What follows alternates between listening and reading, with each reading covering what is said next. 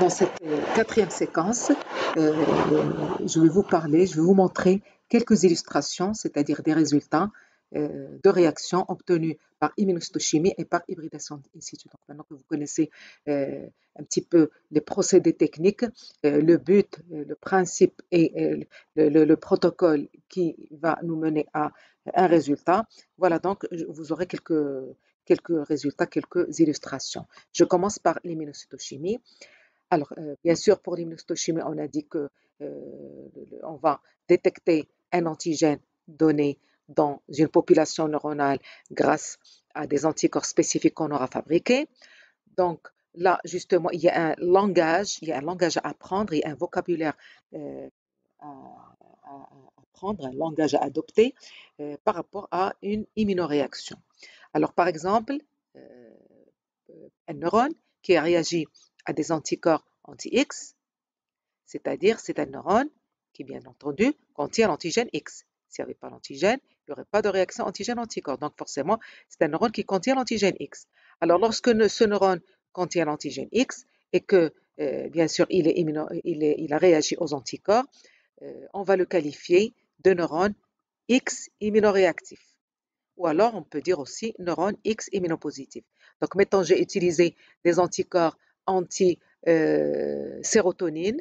Donc, si le neurone a réagi à des anticorps anti-sérotonine, le X c'est la sérotonine, on va dire que le neurone contient de la sérotonine, l'antigène lui-même, et on va dire que ce neurone, donc ce qui veut dire que ce neurone est sérotonine immunoréactif ou bien neurone sérotonine immunopositif. Donc ça c'est une façon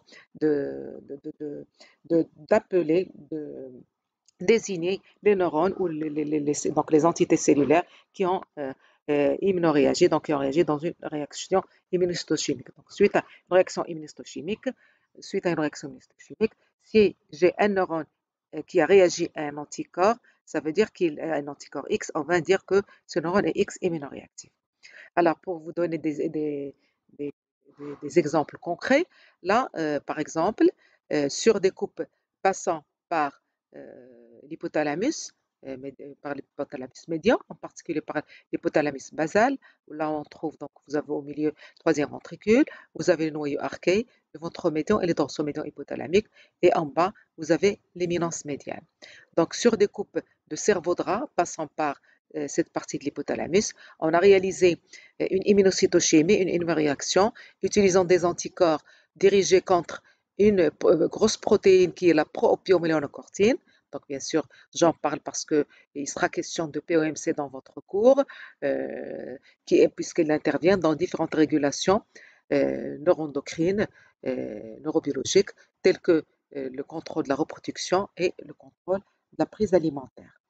Alors, donc, on a utilisé des anticorps anti-POMC, voilà, donc des anticorps primaires anti-POMC, puis un anticorps secondaire marqué à la HRP, donc à la peroxydase. On a utilisé par la suite le substrat diaminobenzidine intensifié au nickel aminosulfate. S'il y a des neurones qui ont réagi avec cet anticorps, eh bien, j'aurai en principe un précipité violet. Alors, regardez sur la photo. Donc, on a pris la photo sous microscope après la réaction euh, utilisant des anticorps anti-POMC. Alors voilà, donc vous retrouvez ici le noyau arqué de l'hypothalamus, l'éminence médiane à la base, et au milieu vous avez le creux, la cavité du cerveau à ce niveau-là qu'on appelle troisième ventricule.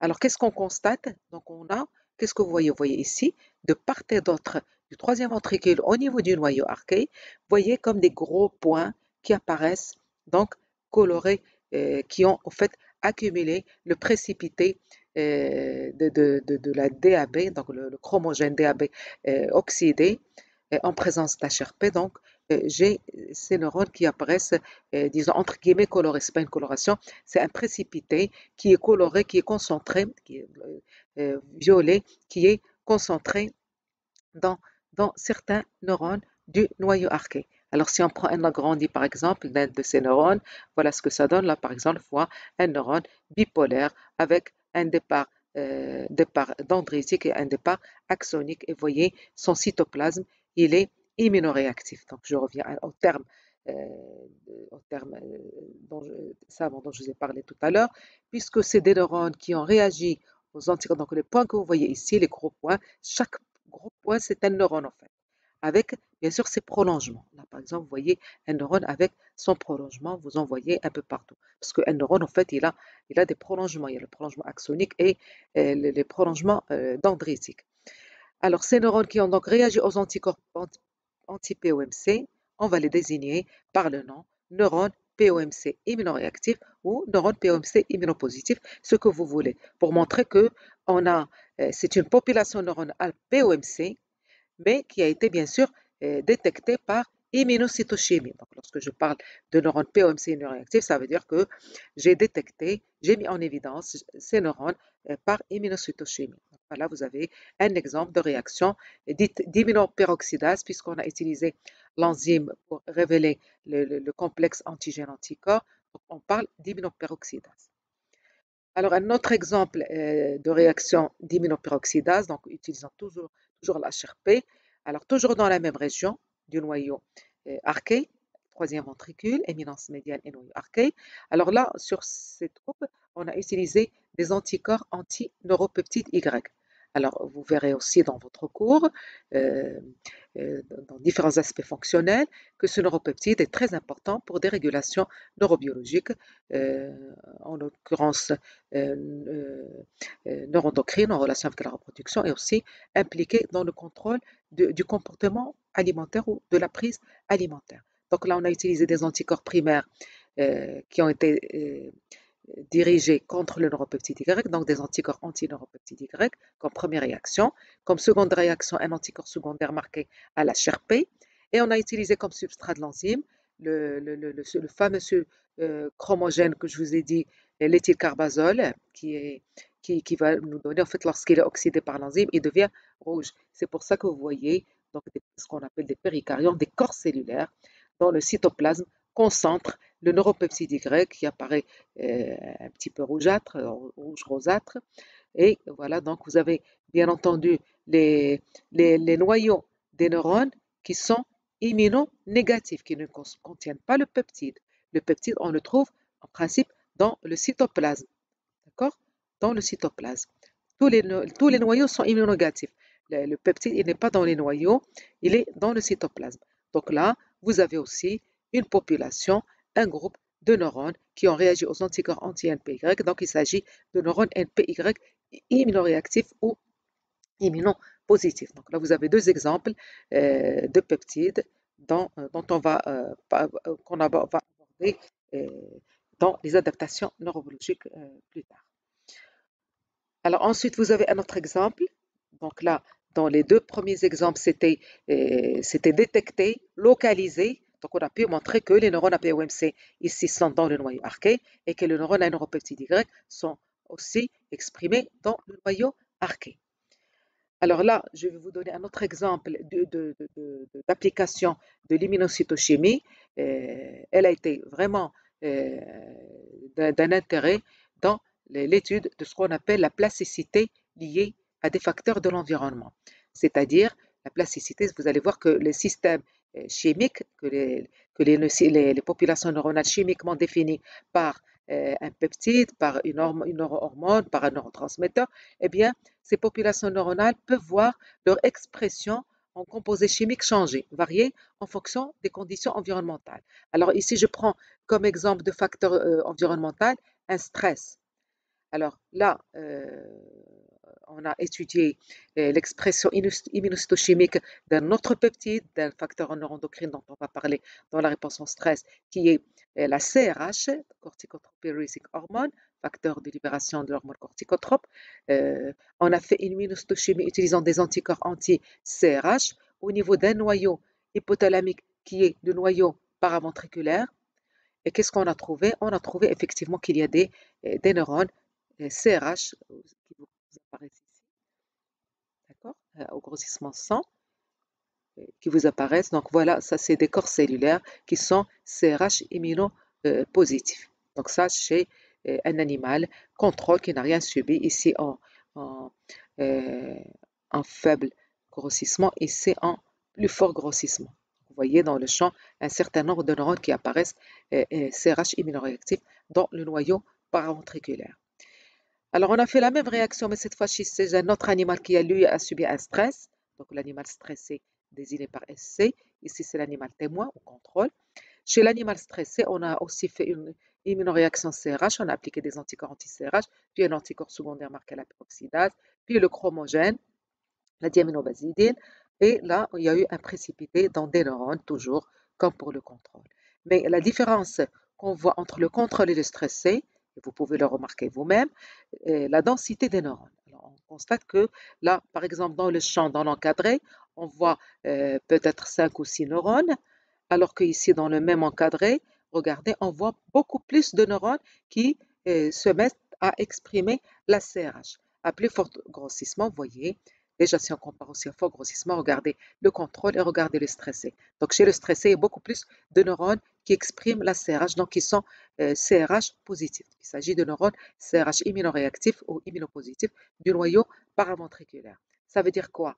Ça veut dire que chez l'animal stressé, il y a eu une plus forte expression de la CRH. D'ailleurs, ça a été quantifié. On a quantifié le nombre de neurones chez l'animal stressé, qui est l'histogramme plein, comparativement au contrôle, et vous voyez que le nombre de neurones dépasse de loin le nombre de neurones chez le contrôle. Et on a même pu montrer que cette différence elle est significative. Vous voyez, le degré de significativité, il est reflété par les étoiles.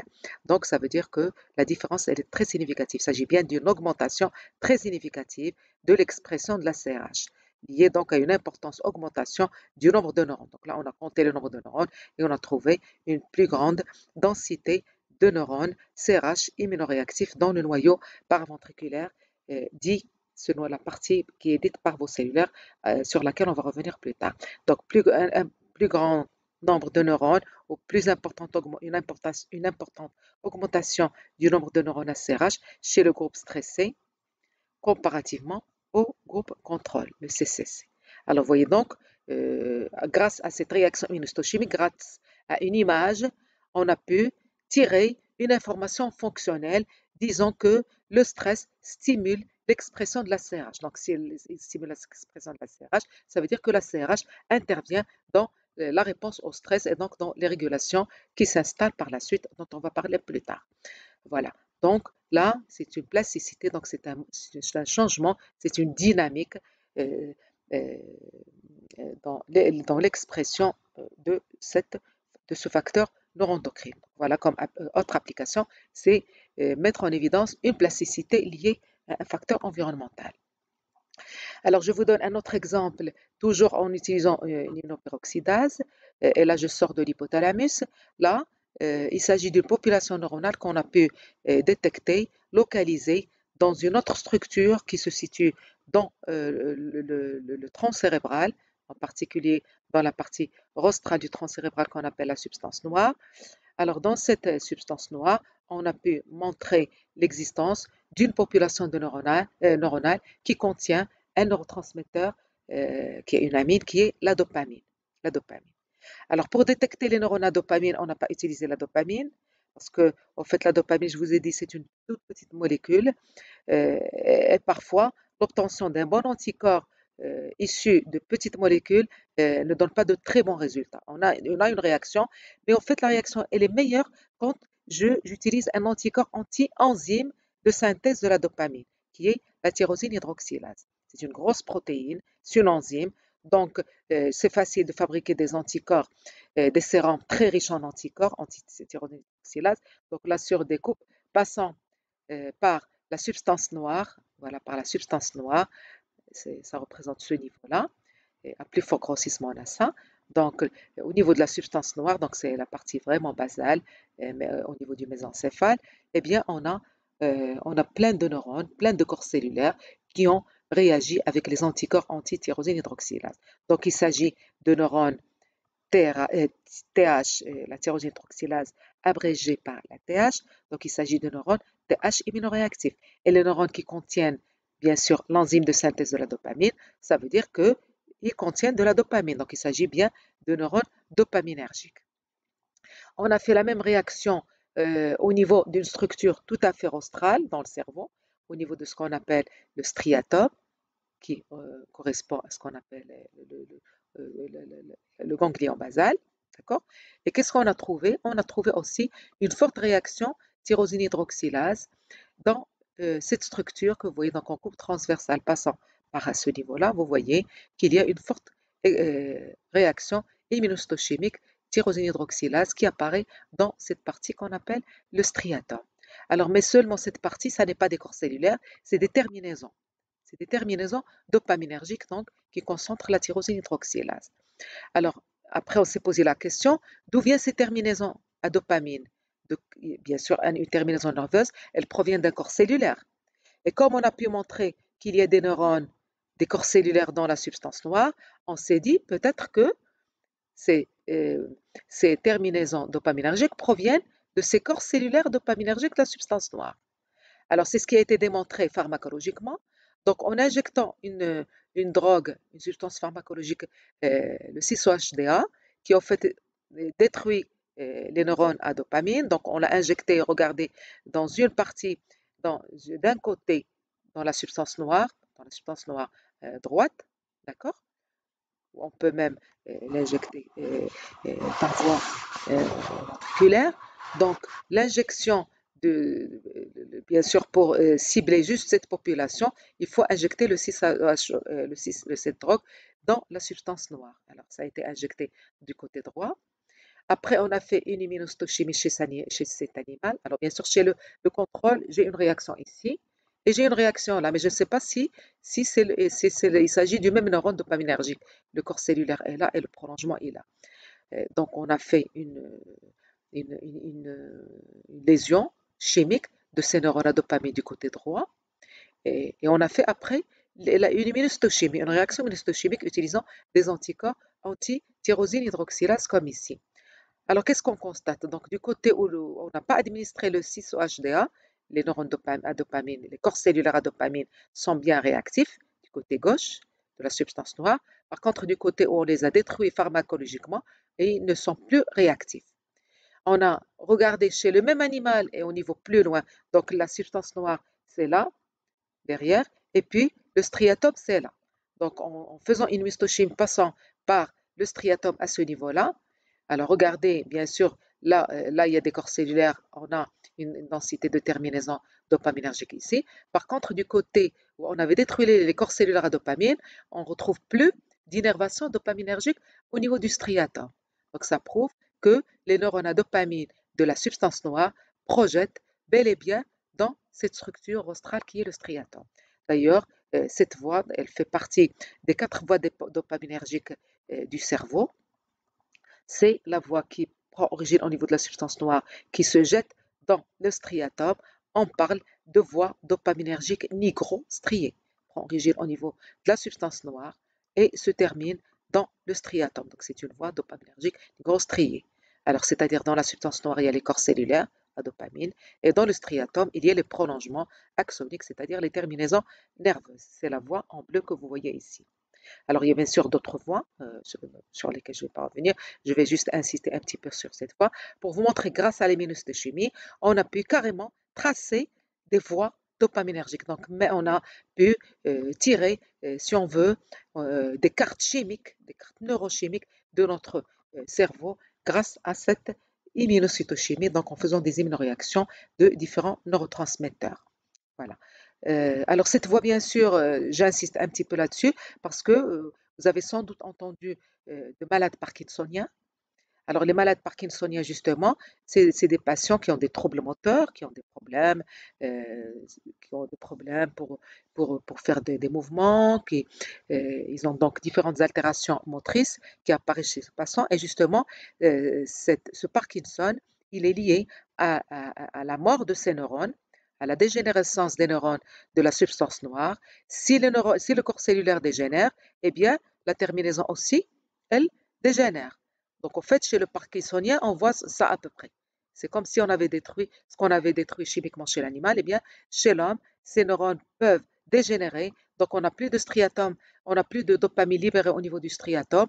Et ce manque de dopamine fait qu'on a des troubles moteurs puisque la dopamine, elle est très importante dans le contrôle de la motricité en particulier volontaire chez l'individu.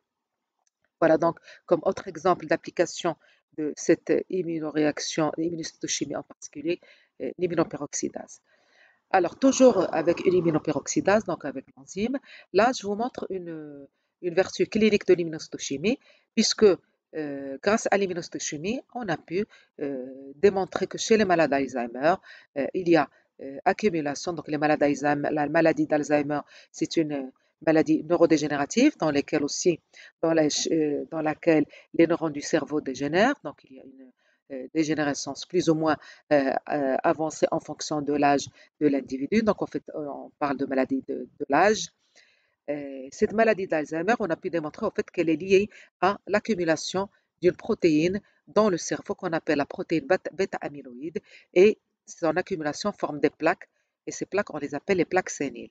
Donc, grâce justement à l'immunohistochimie, utilisant des anticorps anti cette protéine, anti-bêta-amyloïde, donc on a appliqué bien sûr sur des coupes de cerveau humain, c'est des coupes des bouts de cerveau, de cortex cérébral par exemple, eh bien, c'est des bouts de coupe de cerveau qui ont été obtenus après la mort de l'individu, ce qu'on appelle des coupes post-mortem, après la mort du patient, et on a fait une immunohistochimie utilisant des anticorps antiprotéines bêta-amyloïdes, suivie d'une seconde réaction anticorps secondaire marquée à l'HRP et du substrat DAB de l'HRP. Voilà ce qu'on voit. On arrive à détecter, à découvrir, vous voyez, des plaques, donc des plaques qui concentrent cette protéine. Alors on peut les voir ici, ces dépôts en couleur, donc de nombreux dépôts pour montrer que c'est vraiment de la diaminobenzidine, le chromogène de l'HRP qui donne, en présence d'HRP, donne un précipité marron, c'est ce que vous voyez, disons, marqué par des flèches vertes. Et vous voyez donc des plaques, une concentration de cette protéine A-bêta dans des espaces dans le parenchyme nerveux. Et en fait, ces plaques, ils prennent la place de neurones qui ont dégénéré. Donc, plus on avance, plus ces plaques séniles prennent de la place et les neurones vont dégénérer au fur et à mesure. Vous voyez, là, c'est une vertu clinique de cette immunohistochimie. Alors, on avait parlé d'immunomarquage multiple, par exemple la double immunohistochimie, et on a dit que les marquages multiples ont pour objectif disons, d'étudier la relation spatiale entre deux antigènes, voire plus. C'est-à-dire pouvoir démontrer si, si plus d'un antigène, si deux ou trois ou plus, co-localisent, c'est-à-dire qu'ils sont co-exprimés dans la même cellule. Alors, ces immunomarquages multiples, on avait parlé de trois procédés pour les réaliser. Le premier procédé, c'est sur des coupes serrées, c'est-à-dire des coupes successives qu'on a coupées successivement, des coupes très fines de l'ordre de quelques microns, de l'ordre de 2-3 microns. Alors, sur chaque coupe successive, donc on traite avec un anticorps différent. Alors, par exemple, ici, toujours dans le noyau arqué de l'hypothalamus, on a fait sur ce niveau de coupe, on a fait une réaction utilisant des anticorps anti-tyrosine hydroxylase, l'enzyme de synthèse de la dopamine. Vous voyez qu'il y a de la dopamine aussi dans le noyau arqué. Sur la coupe successive, on a appliqué des anticorps anti-neurotensine. Et sur la troisième coupe, on a appliqué des anticorps anti-encéphaline. Et chaque fois, j'utilise un anticorps secondaire couplé à un révélateur qui est une molécule fluorescente. Là, on a utilisé un fluorochrome bleu, là, un fluorochrome vert et là, un fluorochrome jaune.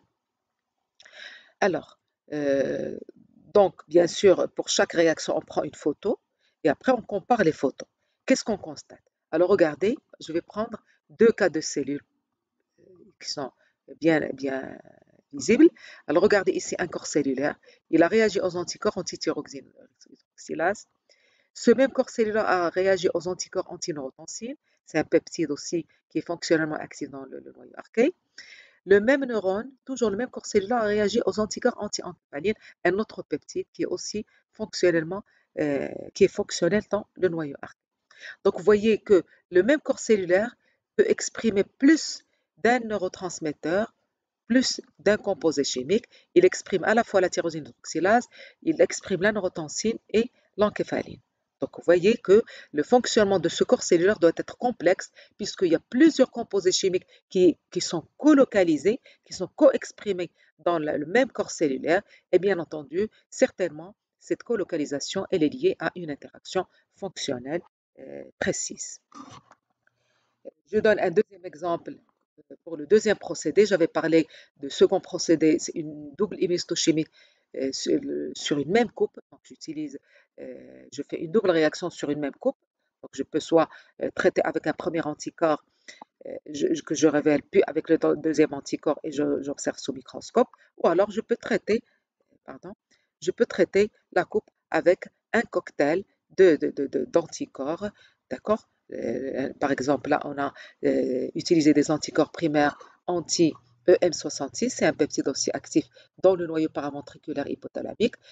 Euh, et on a utilisé un anticorps anti-TRH, donc le facteur thyréotrope de l'axe thyréotrope, dont vous avez sans doute entendu parler déjà. Eh bien, on a pu montrer donc que suite à une double réaction sur une même coupe, alors vous voyez le même corps cellulaire, vous reconnaissez sa morphologie, sa morphométrie, le même corps cellulaire a réagi aux anticorps anti-OM66, donc révélés par un fluorochrome rouge, et il a aussi réagi aux anticorps anti-TRH révélés par un fluorochrome vert. Donc, il s'agit ici d'un corps cellulaire qui est EM66 immunoréactif, il est aussi TRH immunoréactif. Lorsque je superpose en microscopie confocale les deux images de cette réaction et de cette réaction, voilà ce que ça donne. Donc, j'obtiens ce qu'on appelle une vue merge. Donc, la vue merge, c'est-à-dire je mélange les deux et la superposition des deux me donne une couleur orange. Ça veut dire que le corps cellulaire co-exprime les deux peptides. Alors ici, vous voyez aussi une réaction en bleu. Là, on a utilisé un autre marqueur. C'est un marqueur qui marque les noyaux cellulaires. Donc, voilà donc pour un exemple de colocalisation de deux peptides dans le même corps cellulaire au niveau du noyau paraventriculaire, détecté donc par double histochimie sur la même coupe. Alors, le troisième exemple, le dernier exemple concerne une double immunohistochimie avec procédure d'élution. Donc, le troisième procédé dont j'ai parlé, c'est l'immunohistochimie avec procédure d'élution. C'est-à-dire quoi? C'est-à-dire je fais une première réaction immunohistochimique avec un anticorps. Ici, on l'a fait avec la vasopressine et c'est une coupe qui passe par le noyau paraventriculaire, par vos cellulaires. Donc, on a fait une première réaction, on a pris la photo.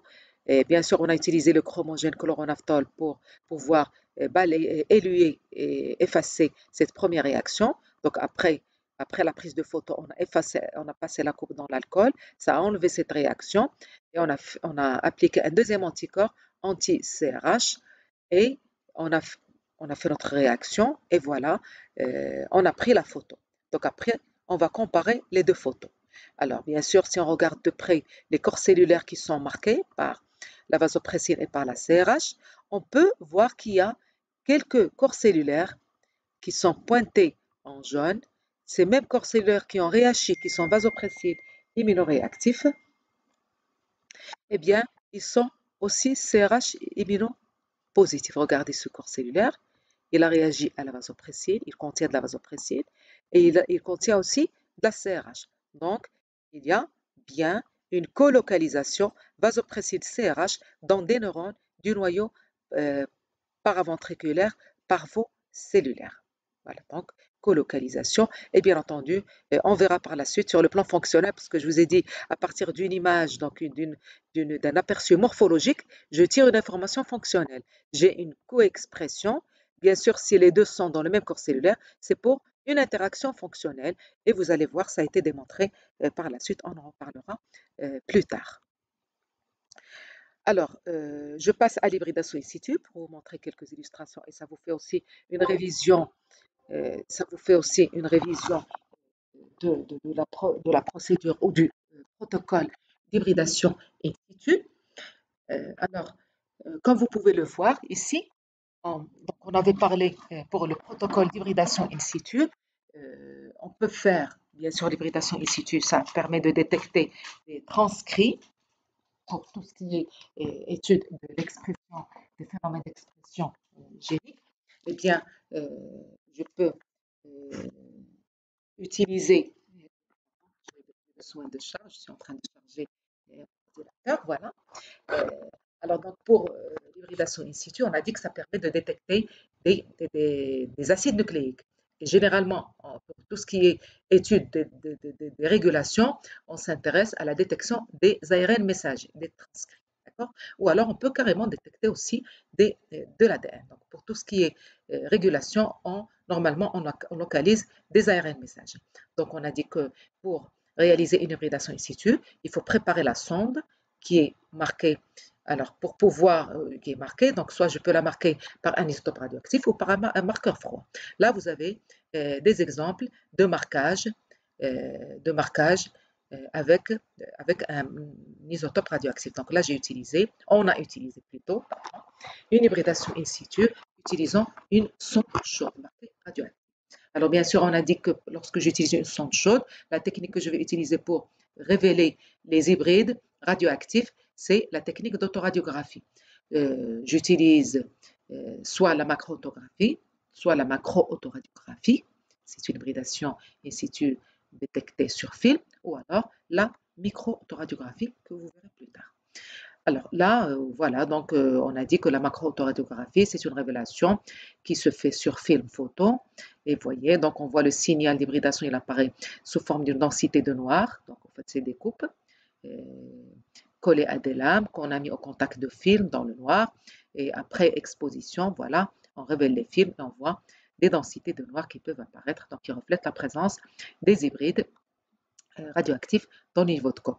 Là, c'est ce niveau de coupe qui est agrandi pour vous montrer de près comment apparaît ce signal. Et ici, bien sûr, en inversant la polarité. Donc, tout ce qui apparaît noir apparaît, tout ce qui est clair apparaît noir et tout ce qui est noir apparaît blanc. Donc là, vous voyez, juste pour vous mettre en évidence, vous montrer de près ce signal d'hybridation, par exemple au niveau de cette structure qui est juste en dessous du cortex cérébral qu'on appelle l'hippocampe. Vous verrez, vous avez dû voir en anatomie. Donc voilà, vous avez une concentration, un signal d'hybridation qui apparaît dans l'hippocampe, qui apparaît d'une densité de grains noirs ou en fausse couleur, en blanc, comme ici aussi, on peut traiter ce signal dans l'hippocampe en fausse couleur, donc avec l'ordinateur, on peut représenter ce signal sous forme d'autres couleurs autres que le noir et le blanc. Alors ici, vous avez une photo, donc toujours en fausse couleur, d'un marquage par hybridation in situ, illustrant la distribution des ARN messagers du récepteur des mélanocortines. Donc, vous entendrez parler de ces mélanocortines dans le cours. Le récepteur MC3 des mélanocortines, et ceci dans le cerveau de rat. Donc, vous avez une coupe frontale passant par l'hypothalamus médian et vous voyez un signal d'hybridation pour lequel donc on a utilisé bien sûr une sonde qui reconnaît l'ARN messager de ce récepteur MC3 et vous voyez j'ai une concentration de ce récepteur et de son transcrit dans l'hypothalamus basal. Donc vous voyez que ce signal, cette densité de noir, elle a été convertie en fausse couleur dans des tons roses. Donc ici, en macro-autoradiographie, ça nous permet de faire quoi? Ça nous permet de faire ce qu'on appelle une analyse régionale des structures qui contiennent le marquage d'hybridation, le signal d'hybridation in situ. Alors, par exemple, là, le signal il est concentré dans l'hippocampe. Ici, le signal il est concentré dans l'hypothalamus basal. Donc là, on a une idée régionale où le transcrit, l'ARN, est présent sur la coupe du cerveau. Alors, un autre exemple que vous verrez en TP, donc de près, alors toujours une macro-autoradiographie, puisque là aussi on a utilisé une hybridation in situ utilisant une sonde chaude. Donc là, on a utilisé une sonde qui reconnaît l'ARN messager de la POMC, cette POMC dont j'ai déjà parlé dans l'illustration immunocytochimie.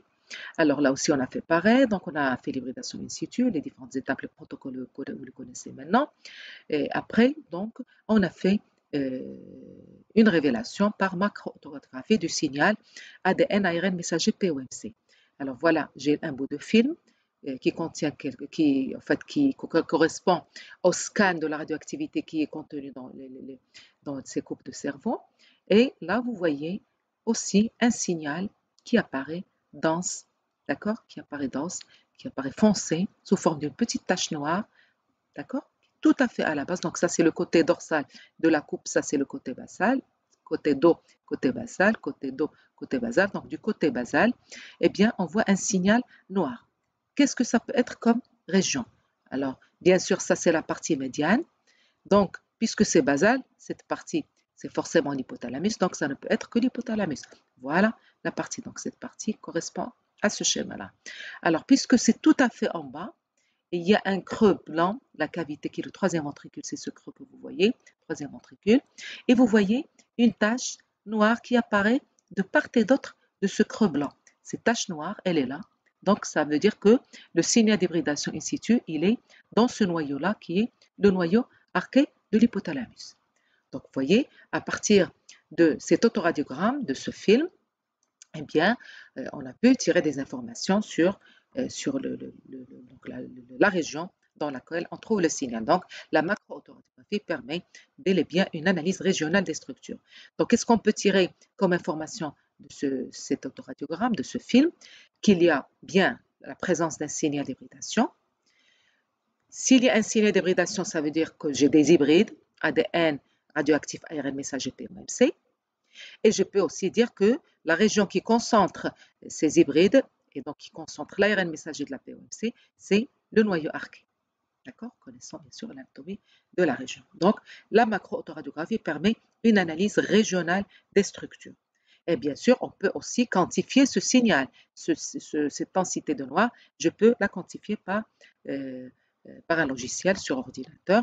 La même chose pour les autres réactions, les autres signaux que je vous ai montrés. Donc, je vous ai montré.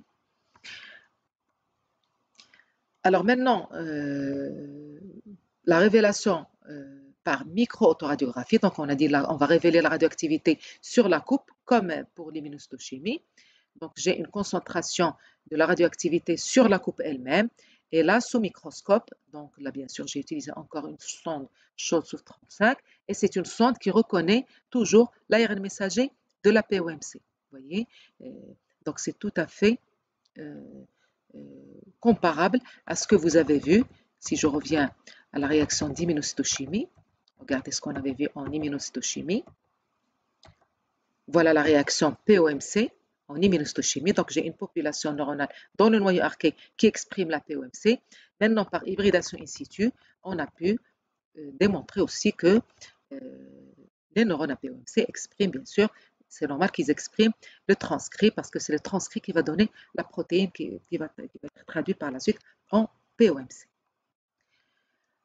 Alors voilà, donc vous avez une réaction qui est ce signal, cette réaction d'hybridation qui est tout à fait comparable à ce qu'on a vu en immunohistochimie. Seulement là, on a utilisé l'hybridation in situ en utilisant une sonde chaude. Donc vous avez des neurones, des corps cellulaires qui concentrent l'ARN messager de la POMC.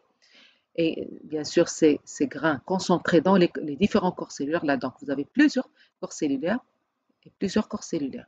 La même réaction d'hybridation in situ sur un autre niveau de coupe de l'arché, mais cette fois-ci en fond noir du microscope. Et donc là, ces grains, en fait, on peut les quantifier sur ordinateur. Donc ça veut dire qu'on peut faire une étude densitométrique de ce signal. Donc, on a dit que l'avantage majeur de l'utilisation d'une sonde radioactive, c'est que la quantification est possible, donc densitométrie possible. Par contre, la morphologie du neurone, on ne peut pas l'étudier, donc morphométrie impossible à étudier. Donc, qu'est-ce qu'on peut tirer aussi là de cette photo obtenue sous microscope? Eh bien, ça veut dire que j'ai des neurones qui expriment des hybrides ADN, ARN messager POMC et que ces neurones se concentrent dans le noyau arché. Donc, chez ces neurones, APOM qui concentrent le transcrit et ils se concentrent dans le noyau arché de l'hypothalamus. Donc, vous voyez que, en fait, grâce à l'hybridation in situ, on a pu établir carrément une carte génique du cerveau. Avec l'immunohistochimie, on a pu établir les cartes chimiques ou neurochimiques du cerveau. Avec l'hybridation, on a pu établir des cartes neurogéniques donc de tout ce qui est ADN, ARN, message. Alors là, par contre, on a pu faire une analyse cellulaire puisqu'on a vu que ces neurones qui concentrent, il s'agit bien de neurones qui concentrent les hybrides et ces neurones sont dans une structure particulière. Donc on a pu voir que les grains d'argent, que le signal, il se concentre dans des corps cellulaires du noyau arc. Alors ici vous avez un exemple d'hybridation in situ utilisant plutôt une sonde froide. Une sonde froide, donc j'aurai une réaction exactement comme l'immunohistochimie. Donc là on a par exemple détecté par hybridation in situ l'ARN messager de la vasopressine dans le noyau paraventriculaire en utilisant une sonde biotinylée comme la procédure avidine-biotine pour une immunohistochimique. Donc on a détecté par la suite de la même manière. Et vous voyez, on a un précipité violet concentré dans le cytoplasme de la cellule avec un noyau qui ne concentre pas l'ARN messager de la vasopressine. Voilà. Donc là, vous voyez par contre, avec une sonde froide, on peut voir la morphologie du neurone. Donc là, par exemple, on a un corps cellulaire qui est rond. Ici, un corps cellulaire plus ou moins pyramidal. Et puis là, un neurone bipolaire avec deux pôles, un pôle dendritique et un pôle axonique. D'accord? Donc, cette photo, en fait, ces neurones, ils se localisent dans le noyau paraventriculaire qui se situe ici dans l'hypothalamus tout à fait antérieur. Donc, en utilisant une hybridation in situ avec sonde froide, là, la morphologie est possible à étudier, donc morphométrie possible. Par contre, on ne peut pas quantifier ce précipité qui est concentré dans le cytoplasme. Alors, encore analyse cellulaire par micro-autoradiographie. Alors, pareil, comme pour l'immunohistochimie, on peut aussi faire des marquages multiples en associant deux hybridations in situ, par exemple. Alors là, par exemple, on a fait une double hybridation in situ, utilisant une sonde chaude et une sonde froide, pour détecter simultanément deux ARN messagers dans la structure dont je vous ai parlé tout à l'heure, le striatum. Donc, on a réalisé une coupe passant par le striatum et on a fait deux hybridations in situ. Une première hybridation in situ utilisant une sonde qui reconnaît l'ARN messager des encéphalines, c'est la sonde froide, et dont le précipité apparaît violet. Voilà, c'est le violet. Et on a fait une deuxième hybridation in situ utilisant une sonde, cette fois-ci chaude, détectant l'ARN messager d'un récepteur de la dopamine qui est le récepteur D2 et qui apparaît sous forme de grains noirs. Donc ça veut dire quoi?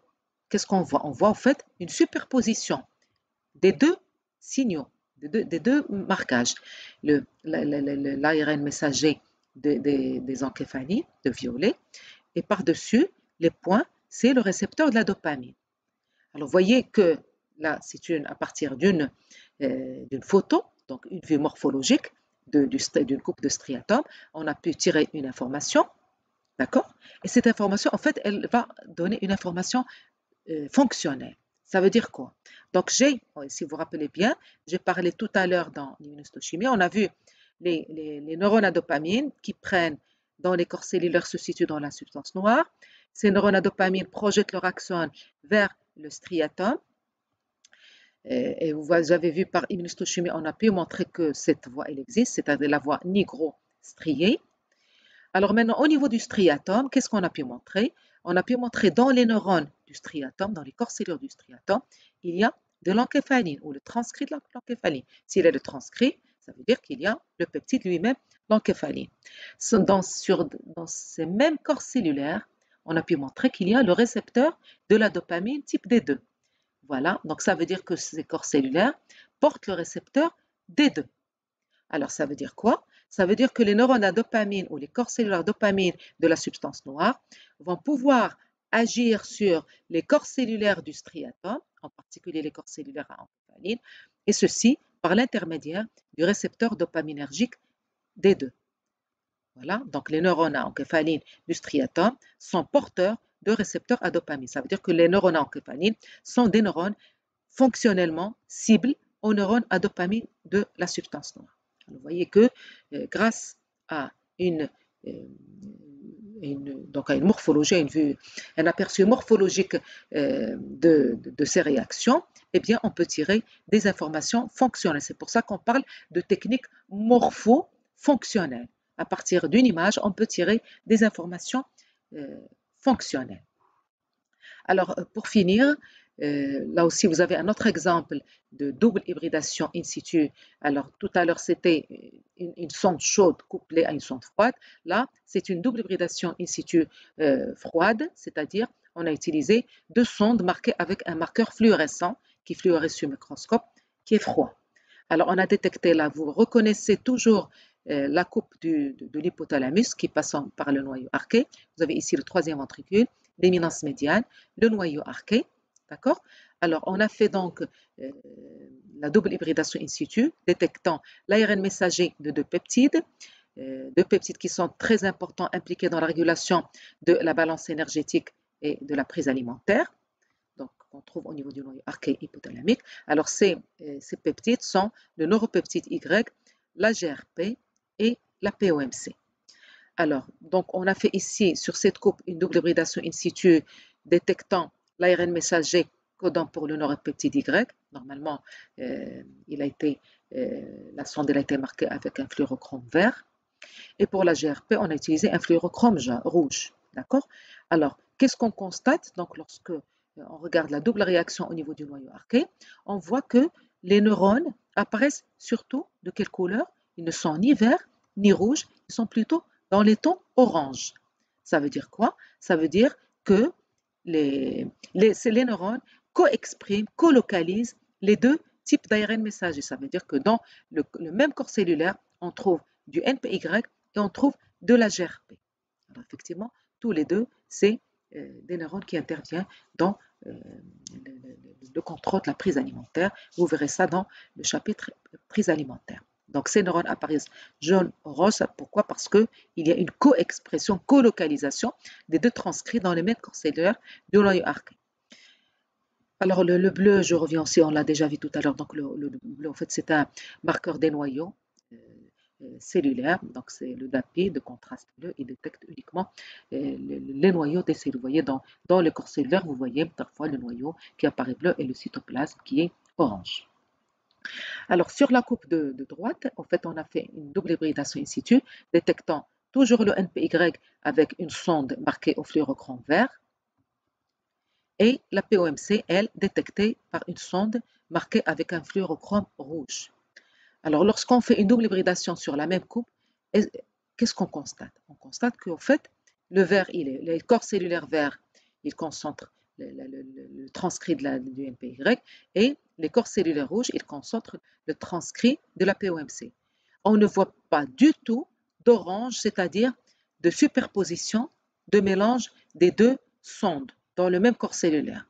Ça veut dire que les gènes du neuropeptide Y ne sont exprimés que dans des corps cellulaires et puis les gènes de la POMC sont exprimés dans d'autres corps cellulaires. Donc là, je n'ai pas de colocalisation. Ça veut dire qu'il n'y a pas d'interaction fonctionnelle intracellulaire entre le neuropeptide Y et la POMC dans le même neurone. Il peut y avoir des interactions intercellulaires entre deux populations, mais pas d'interaction intracellulaire. Par contre, ça veut dire que ici, le NPY et la GRP interagissent dans la même cellule.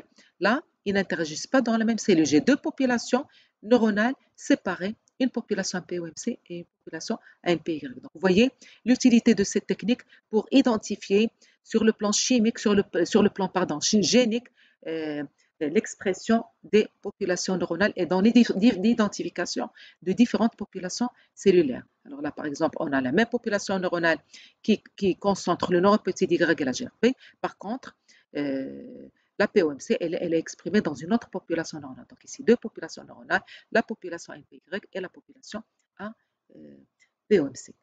Donc, voilà ce que j'avais à vous dire concernant ces illustrations qui vous permettront de voir un petit peu plus clair pour vous rendre compte de l'utilité de la technique d'immunohistochimie et de l'hybridation in situ.